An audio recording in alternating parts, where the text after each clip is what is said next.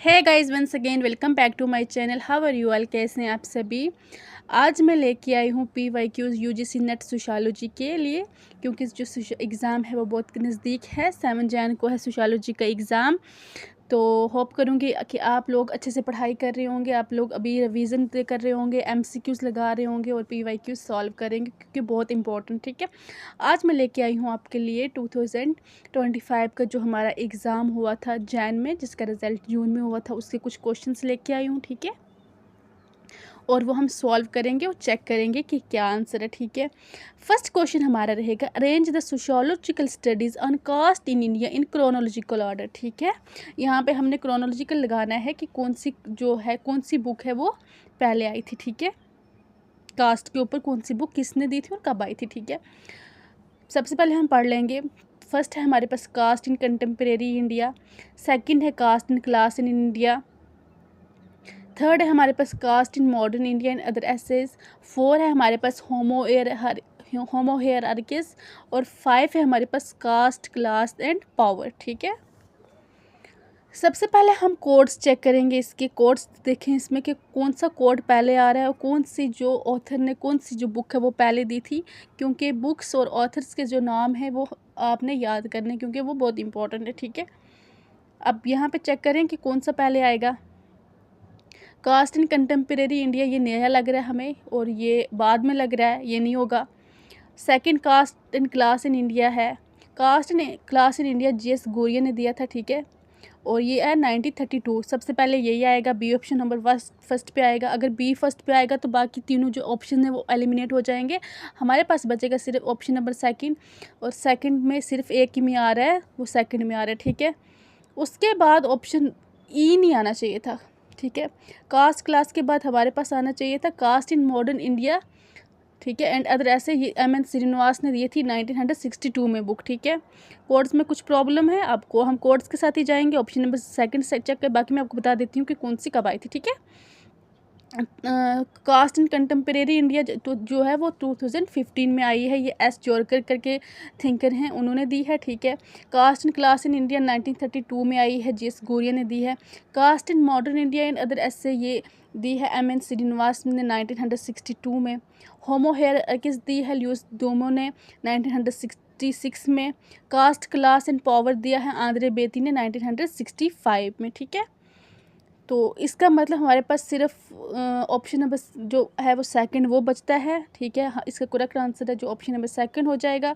बाकी वाले जितने भी ऑप्शन है वो सारे एलिमिनेट हो जाएंगे, बाकी एलिमिनेट कर दो। सिर्फ कोड में कुछ प्रॉब्लम है तो हम सेकंड के साथ ही जाएंगे। ठीक है,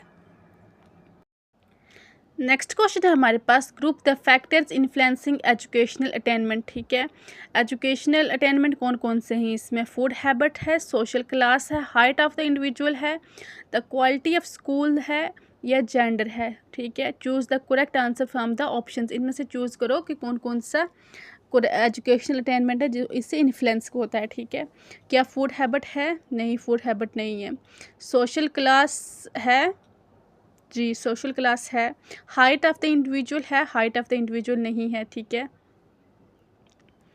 द क्वालिटी ऑफ स्कूल्स है जी, द स्कूल्स कौन से स्कूल में आप पढ़ रहे हो, वहाँ पे कैसी एजुकेशन मिल रही है, वो है, बिल्कुल है, वो आपको इन्फ्लुएंस करता है। और जेंडर भी है। ठीक है, इट मीन्स इसका जो करेक्ट आंसर है वो ऑप्शन नंबर 1 है। ठीक है, हम जाएंगे B, D और A के साथ। ठीक है, हाइट ऑफ द इंडिविजुअल नहीं है, फूड हैबिट्स नहीं है, आप क्या खा रहे हो क्या नहीं खा रहे उससे कोई फ़र्क नहीं पड़ता। ठीक है, और बाकी नहीं है, इसका ऑप्शन नंबर 1 है करेक्ट आंसर। नेक्स्ट क्वेश्चन है हमारे पास, who has given 3 fold classification of social movement, charismatic, organization and ideological on the basis of his study. Option में हमारे पास PN मुखर्जी, सेकंड है घनश्याम शाह, थर्ड है DN डनागरे और 4 है TK ओमन। ठीक है, इसका जो करेक्ट आंसर है वो TK ओमन है। TK ओमन ने जो है वो three fold classification of social movements दिया था, क्रिस्मेटिक, ऑर्गेनाइजेशनल एंड आइडियोलॉजिकल, अपनी स्टडी के बेसिस के ऊपर। ठीक है, इसका करेक्ट आंसर है जो ऑप्शन नंबर डी है। होप करूँगी कि आपको क्वेश्चन जो है वो समझ आ रहे होंगे। पेन पेपर पास में रखें और नोट करते जाएं, क्योंकि ये बहुत इंपॉर्टेंट PYQs हैं और इन्हीं में से आपको कुछ ना कुछ देखने को ज़रूर मिलेगा। यही क्वेश्चन होंगे जो चूज़ किए जाएंगे, बस वर्डिंग चेंज होती है, बाकी सब कुछ सेम होता है। ठीक है, हर बार वो सिर्फ वर्डिंग ही चेंज करते हैं आपको बेवकूफ़ बनाने के लिए। नेक्स्ट हमारे पास है match the list 1 with list 2। ठीक है, इसमें से आपको कुछ मोमेंट्स हैं और उसको आपस में मैच करना है। ठीक है, सबसे पहले हमारे पास दलित मोमेंट है, सेकंड हमारे पास बैकवर्ड क्लास मोमेंट है, थर्ड हमारे पास ट्राइबल मोमेंट है, फोर हमारे पास वीमेंस मोमेंट है। ठीक है, अगर इसमें से आपको अगर एक मोमेंट के बारे में भी पता होगा तो आपका जो क्वेश्चन है वो सॉल्व हो जाएगा। ठीक है, सबसे पहले हमें ये पता ही बहुत सारे मैक्सिमम ये मतलब कॉमन क्वेश्चन, ठीक है, ये आया भी है पहले भी एग्ज़ाम्स में, आ चुका है सोशियोलॉजी के एग्ज़ाम्स में।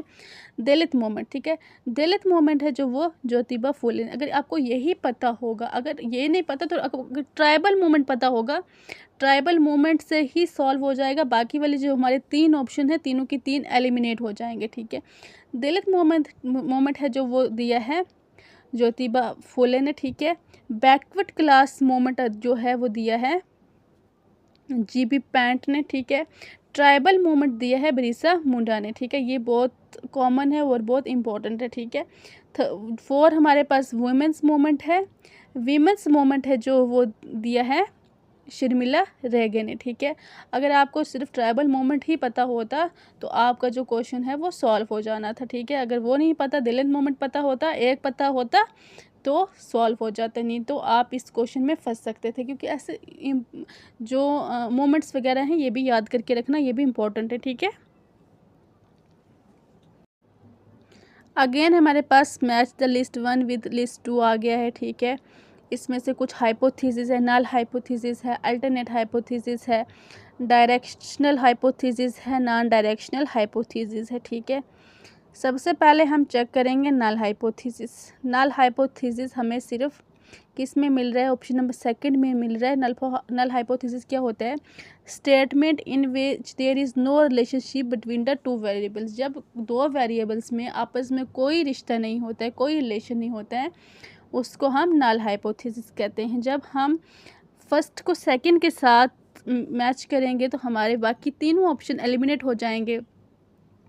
इसका मतलब हमारे पास बचा ऑप्शन नंबर सी, तो इसका करेक्ट आंसर है ऑप्शन नंबर सी। ठीक है, उसके बाद है अल्टरनेट हाइपोथेसिस। अल्टरनेट हाइपोथेसिस क्या होता है, statement in which there is some statical relationship between the variables. ठीक है, अल्टरनेटिव क्या होता है, जब दो जो वेरिएबल्स होते हैं उनमें कोई ना कोई रिलेशन होता है तो उसको अल्टरनेट कहते हैं। नल होता है जिसमें कोई रिश्ता नहीं होता है, कोई रिलेशन नहीं होता है उस आपस में, उसको नल हाइपोथेसिस कहते हैं। ठीक है, फिर हमारे पास है डायरेक्शनल हाइपोथेसिस।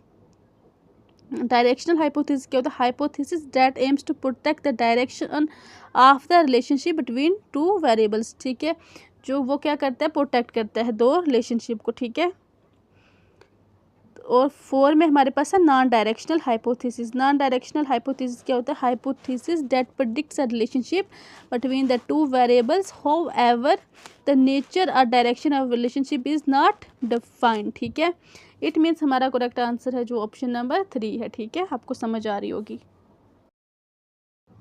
नेक्स्ट क्वेश्चन हमारे पास, who is not associated towards the development of a explanatory concept relating to acculturation। ठीक है, इनमें से कौन है जो acculturation से रिलेट नहीं करता है। ऑप्शन में है रैल्फ लिंटन, सेकंड है रॉबर्ट रेडफील्ड, थर्ड है MG हर्स्क्वोटिस और फोर है B मेलिनोस्की। इसका जो करेक्ट आंसर है वो ऑप्शन नंबर 4 है मेलिनोस्की। मेलिनोस्की का एक्लचरेशन से कोई लेना देना नहीं है, बाकी वाले जो सारे ऑप्शंस हैं वो करेक्ट हैं। ठीक है, बाकी सारे आते हैं, मेलिनोस्की नहीं आते। नेक्स्ट क्वेश्चन है हमारे पास, according to Marxist perspective the major function of education is. Marxist according जो है मेजर फंक्शन ऑफ एजुकेशन है वो क्या है, रिप्रोडक्शन ऑफ लेबर पावर है, develop full potential of individual है, bring cohesion and integration in society है, ये एलिमिनेट इनइक्वालिटी इन सोसाइटी है, ठीक है। इनका जो मेजर फंक्शन है मार्क्सिस्ट का वो रिप्रोडक्शन ऑफ लेबर पावर है। इसका करेक्ट आंसर है जो वो ऑप्शन नंबर फर्स्ट है, बाकी वाले जो हैं वो रॉन्ग हैं। इट मीन्स हमारे पास इसका आंसर नंबर फर्स्ट है, ठीक है, ऑप्शन फर्स्ट इसका आंसर है। नेक्स्ट क्वेश्चन है हमारे पास, which of the following will be categorize as an achieve status, ठीक है। इसमें से अचीव स्टेटस कौन सा है? ऑप्शन में हमारे पास सेक्स है, एज है, क्लास है, मैरिटल स्टेटस है, ठीक है। आपको पता है स्टेटस जो है वो दो टाइप्स के होते हैं, ठीक है। एक अचीव स्टेटस होता है, एक अस्क्राइब स्टेटस होता है। हमारे पास सेक्स भी, एज भी और कास्ट भी जो है वो अस्क्राइब स्टेटस होते हैं। अस्क्राइब स्टेटस वो होता है जो हमें बाय बर्थ मिलते हैं, और अचीव स्टेटस क्या होता है, इस पर मैंने एक वीडियो भी बनाई है, ठीक है। अचीव स्टेटस वो होता है जो हम कुछ अचीव करते हैं अपनी मेहनत से, अपनी लाइफ में जब हम कोई भी काम करके कुछ अचीव करते हैं, जो हमें रिवॉर्ड मिलता है बाद में, उसको क्या कहते हैं? अचीव स्टेटस कहते हैं, ठीक है। बाकी वाले सारे जो हैं वो तीनों, सेक्स भी, एज भी और कास्ट भी है, अस्क्राइब स्टेटस है। इट मीन्स हमारे पास ऑप्शन नंबर 4 है जो वो इसका करेक्ट आंसर है, ठीक है। नेक्स्ट क्वेश्चन हमारे पास, Max Weber sees objectivity through which of one of the following, ठीक है। मैक्स वेबर ऑब्जेक्टिविटी को कैसे देखते हैं? इनमें से एथनोसेंट्रिज्म देखते हैं, रेशनलाइजेशन देखते हैं, यूनिवर्सलिज्म देखते हैं, या फिर रीजनलाइजेशन देखते हैं। इसका जो करेक्ट आंसर है वो ऑप्शन नंबर 2 है, ठीक है। Rational as a rationalisation Max Weber जो है वो ऑब्जेक्टिविटी को देखते हैं, ठीक है। ऑब्जेक्टिविटी क्या होता है? जब हम किसी चीज़ को साइंटिफिकली देखते हैं, ठीक है, उसको ऑब्जेक्टिविटी कहते हैं। जब हम पुराने जितने भी इमोशंस होते हैं, ट्रेडिशनली जितनी भी एक्टिविटीज़ होते हैं, उनको हम एज अ साइंटिफिक देखते हैं, ठीक है। उनको हम अपनी जो है एज अ लॉजिक चीज़ों को देखते हैं। इसका अगर कोई चीज़ हो रही है तो इसका लॉजिक क्या है, उसको कहते हैं रेशनलाइजेशन, ठीक है। मतलब जितने भी पुरानी एक्टिविटीज़ को हम नए ज़माने की, इस जो सेंचुरी की एक्टिविटीज़ हो रही हैं, आजकल के ज़माने में जो चीज़ें हो रही हैं, ठीक है, नए दौर की चीज़ों को जब नए दौर की चीज़ों के नज़रिए से हम देखेंगे, उसको क्या कहते हैं? ऑब्जेक्टिविटी, ठीक है। मैक्स वेबर जो है वो ऑब्जेक्टिविटी को एज अ रेशनलाइजेशन देखते हैं, ठीक है। एथनोसेंट्रिज्म में भी देखते हैं, यूनिवर्सलिज्म में भी देखते हैं, और रीजनलाइजेशन में भी नहीं देखते। होप करूँगी गाइस कि आपको आज की वीडियो पसंद आई होगी। अगर पसंद आई है तो प्लीज़ चैनल को लाइक, शेयर और सब्सक्राइब करें, वीडियो को आगे शेयर करें, ताकि ये वाले जो इम्पोर्टेंट, बहुत ही मोस्ट इम्पॉर्टेंट PYQs हैं, बाकी बच्चे भी सॉल्व कर सकें, चेक कर सकें और देख सकें, ठीक है। तो होप करूँगी कि आपको आज की वीडियो, ठीक है, पसंद आई होगी। प्लीज़ चैनल को लाइक, शेयर, सब्सक्राइब करें। Bye bye, take care, have a nice day.